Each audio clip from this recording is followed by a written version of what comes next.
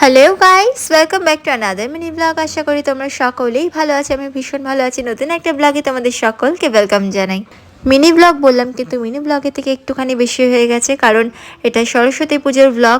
আর আপনারা তো জানেনই সরস্বতী পুজোতে একটু আধটু তো আর কি করা যায় না, ওই টুকটাক করতে করতে বেশ ভালোই ক্লিপ নিয়ে নিয়েছি।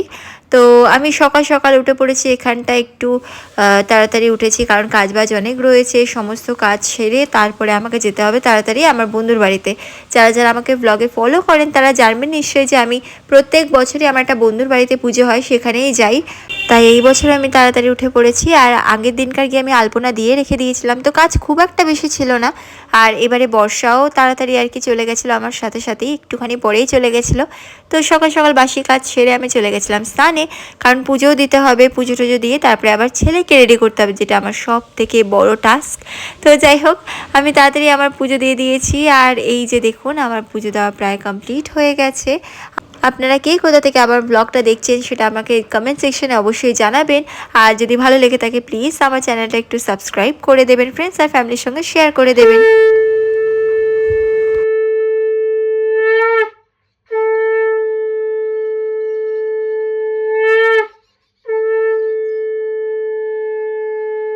তো পুজো দেওয়া আমার শেষ, আর তারপরে আমি কাচাকুচি করে নিয়েছিলাম কিছু, সেগুলোই মেলে দিচ্ছি।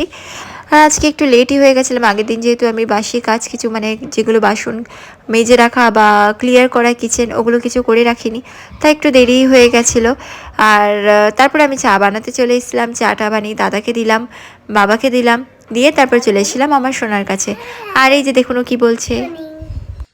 আর এইদিকে দেখুন, গরম জলে চান করিয়েছি, তারপরেও হাঁচি দেওয়া শুরু করে দিচ্ছে। আর কাঁপুনিটা একবার দেখুন। তারপরে তো আমি ওকে রেডি করে দিয়েছিলাম, রেডি করে দিয়ে তারপরে আমি নিজে রেডি হতে চলে গেছিলাম। অনেকটা দেরি হয়ে গেছিলো, এদিকে ফোনও আসছিলো, ওইদিকে কমপ্লিট করে ওদিকে বসেছিল ওর যতটুকুনি কাজ। আমাদের প্রত্যেকজনের একটা পার্ট থাকে আর কি, মানে আমি পুজোর দিকে থাকি, আমার সৌমিতা যে একজন রয়েছে বন্ধু, সে থাকে রান্নার দিকে, আর বর্ষা থাকে হচ্ছে বাড়াবুড়ি খাবার দাবার দিকে, এই সব দিকে থাকেও। মানে তিনজনের একটা ডিভিশন করা আছে যে তুমি ওইটা সামলাবে, আমরা এটা সামলাবো, এরকম টাইপের। আর এই যে আলপনাটা কালকে দিয়ে রেখেছিলাম, কেমন হয়েছে আমাকে বলতে ভুলবেন না।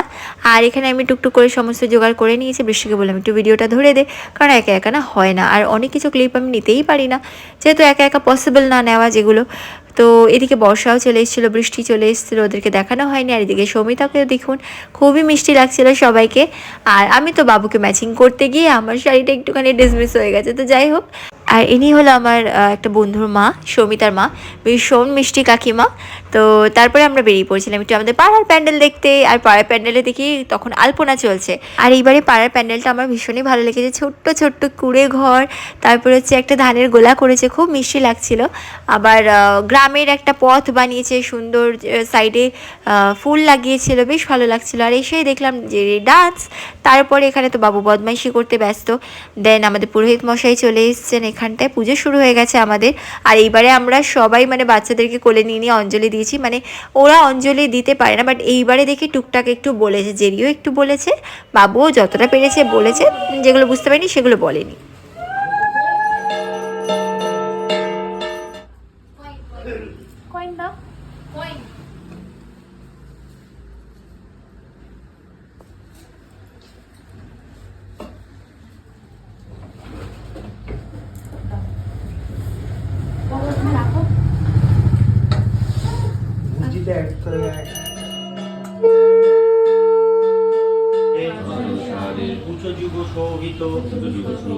মুক্তাহারে বীণা রঞ্জিত পুস্তক হস্তে ভগবতী ভারতী নমস্তে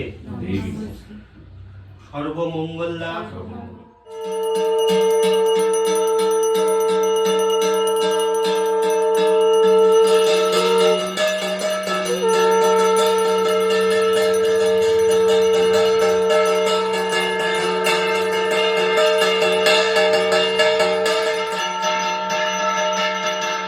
তো ফাইনালি আমাদের পুজো শেষ হয়ে গেছে। তারপর আমরা প্রসাদ বেড়ে নিয়েছিলাম, সবাইকে দেওয়ার পরে আমরা নিজেরও খেয়ে নিয়েছিলাম। তারপরে খেয়ে নিলাম ভোগ। ভোগে ছিল খিচুড়ি, চাটনি, পায়েস, মিষ্টি, লাবড়া, পনির আলুর তরকারি। আর এখানে এই ডলটা দেখুন, পুরো রিয়েলিস্টিক মনে হচ্ছিলো, একদম সিলিকনের ডল ছিল। তো যাই হোক, আজকের ব্লগটা আমি এখানে এন্ড করলাম। বাই।